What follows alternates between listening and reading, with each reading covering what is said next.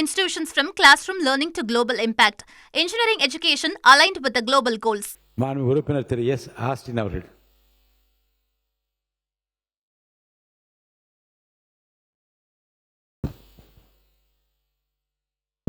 மாண்புமிகு பேரவைத் தலைவர் அவர்களே, ஒன்றிய அரசு கொண்டு வந்துள்ள வெளிநாட்டு பங்களிப்பு சட்ட திருத்த மசோதா 2026 அதன் தற்போதைய வடிவில் திரும்பப் பெறுமாறு ஒன்றிய அரசை தமிழ்நாடு சட்டமன்ற பேரவை ஒருமனதாக வலியுறுத்துகின்றது என்ற அரசு கொண்டு வந்த தீர்மானத்தை, தனி தீர்மானத்தினை திராவிட முன்னேற்றக் கழகம் வரவேற்கிறது, ஆதரிக்கிறது. பேரவைத் தலைவர் அவர்களே, இந்த மசோதா மிகவும் ஆபத்தான புதிய அதிகாரங்களை உருவாக்குகிறது. இந்த திருத்த மசோதாவை திரும்பப் பெற கோரி இந்த மசோதாவில் உள்ள பாதிப்புகளை குறித்து விளக்கமாக தெரிவித்து சட்டமன்ற தேர்தலுக்கு முன்பே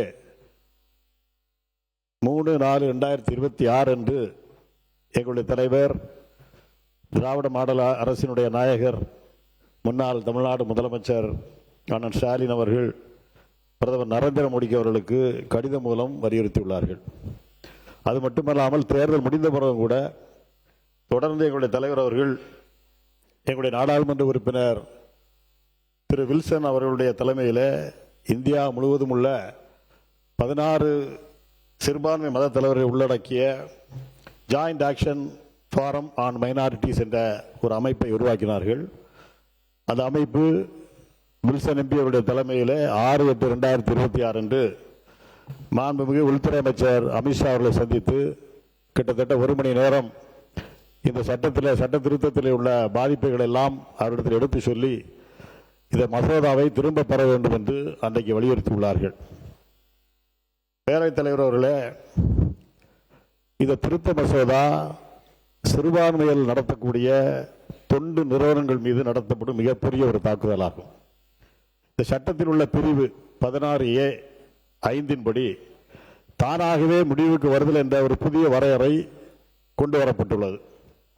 அதாவது இந்த வரையறைப்படி தொண்டு நிறுவனங்கள் FCRA லைசன்ஸை புதுப்பிக்கவில்லை என்றாலோ அல்லது அரசு FCRA லைசன்ஸை புதுப்பிக்க மறுத்தாலோ அல்லது நிர்வாக ரீதியாக ஏதாவது ஒரு தாமதம் ஏற்பட்டாலோ அந்த சிறுபான்மையினர்களை நடத்தக்கூடிய தொண்டு நிறுவனங்களுடைய உரிமை தானாகவே ரத்து செய்யப்பட்டுவிடும்.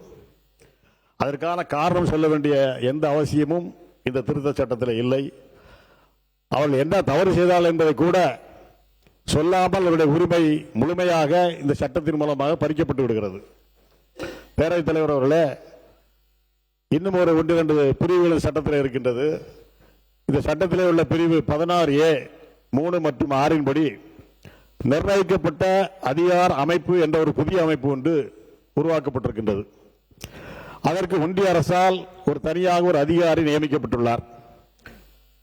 சிறுபான்மை அமைப்புகள் நடத்தக்கூடிய தொண்டு நிறுவனங்களை மிரட்டுவதற்காக அமலாக்கத்துறை போல செயல்பட இந்த புதிய அமைப்பு உருவாக்கப்பட்டுள்ளது என்று நாங்கள் கருதுகின்றோம்.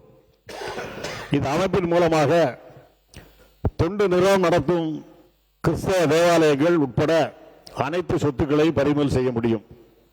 குறிப்பாக பள்ளிகள், மருத்துவமனைகள், ஆதரவற்றோர் இல்லங்கள், நிலங்கள் போன்ற அனைத்தையும் அந்த குறிப்பிட்ட அதிகாரி அவர் கட்டுப்பாட்டிற்குள் கொண்டு வர முடியும்.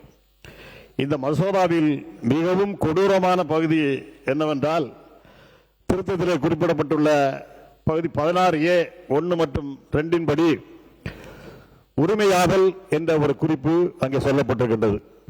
அந்த உரிமையாதல் பிரிவின்படி தொண்டு நிறுவனத்தினுடைய சொத்துக்கள் வெளிநாட்டு நிதிகள் மூலமாகவோ அல்லது வெளிநாடு மற்றும் உள்நாட்டு நிதிகள் கலந்திருந்தாலும் சரி, இந்த FCRA திருத்த மசோதா நிறைவேறிய உடனேயே உரிமைகளை இழக்கக்கூடிய தொண்டு நிறுவனங்களின் முழு சொத்தும் ஒன்றிய அரசினுடைய கட்டுப்பாட்டுக்குள் போய்விடும்.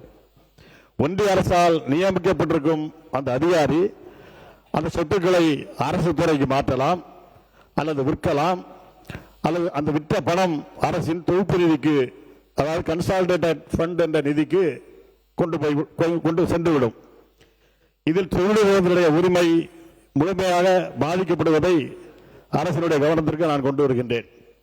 பேரவைத் தலைவர் அவர்களே, நேற்று சொன்ன திருத்த விதிகளுடைய தாக்கத்தை பார்க்கின்ற பொழுது 50 ஆண்டு காலமாக நாம் கட்டி காத்த பள்ளிகள், மருத்துவமனைகள், முதியோர் மற்றும் ஆதரவற்றோர் இல்லங்கள் உள்ளிட்ட சமூக நல அமைப்புகள் அனைத்தும் ஒரே கையெழுத்தில் ஒன்றிய அரசினுடைய கைகளுக்கு சென்றுவிடும். ஏழை மற்றும் கிராமப்புற மக்களுக்கு அவர்கள் பெற்று வந்த சேவைகள் முற்றிலுமாக முடக்கப்பட்டுவிடும். இந்த சட்ட திருத்த மசோதா என்பது சட்டத்தின் பெயரிலேயே துப்பாக்கி முறையில் அடிக்கப்படும் மிகப்பெரிய கொள்ளை மட்டுமல்ல, இது ஒரு சட்டப்பூர்வமான திருட்டும் ஆகும் என்பதை இந்த அவைக்கு நான் தெரிவித்துக் கொள்ள கடமைப்பட்டிருக்கின்றேன். இந்த மசோதா இந்திய அரசியல் சாசனத்தின் அடிப்படை உரிமைகளை நேரடியாக பெறுகிறது.